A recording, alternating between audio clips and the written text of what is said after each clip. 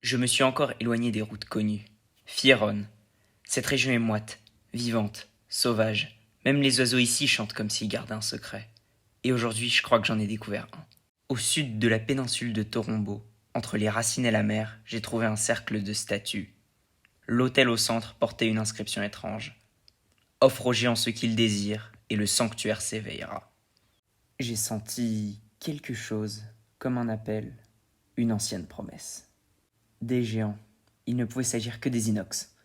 Ces colosses cyclopes qui hantent encore les bois. Il y en avait 3 dans les parages.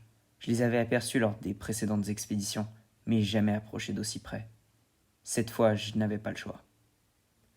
Le premier dormait sur une île, paisible. J'ai traversé à la nage, évitant les octorocs. Il ronflait, des oiseaux perchés sur sa tête. J'aurais presque eu pitié, mais l'orbe qu'il portait autour du cou brillait d'une lueur étrange. Une flèche bien placée, un roulé sur le côté, et le combat était déjà terminé. Pas glorieux, mais propre. Le deuxième était couvert de plaques métalliques. Impossible de viser ses jambes. Il était plus vif aussi, plus méfiant. J'ai dû grimper à un arbre pour sauter sur lui, puis déchaîner tout ce que j'avais. Bombes, flèches, cris étouffés. Il m'a presque écrasé 2 fois. Mais au sol, au milieu des feuillages, l'orbe m'attendait. Le troisième, je ne l'oublierai pas. La brume l'entourait comme un voile protecteur. Pas un son, seulement ses pas, lourds, réguliers. Il patrouillait, éveillé. J'ai attendu, tapi dans les herbes hautes. J'ai dû l'affronter dans un silence presque sacré, un combat entre 2 présences, comme si ce lieu ne voulait pas d'éclat.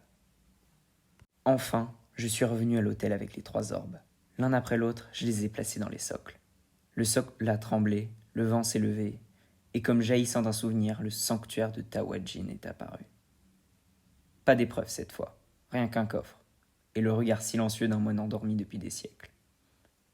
Une bénédiction, comme si les géants avaient accepté mon offrande. Jour 142, fin de journée. Je dors ce soir sous les arbres.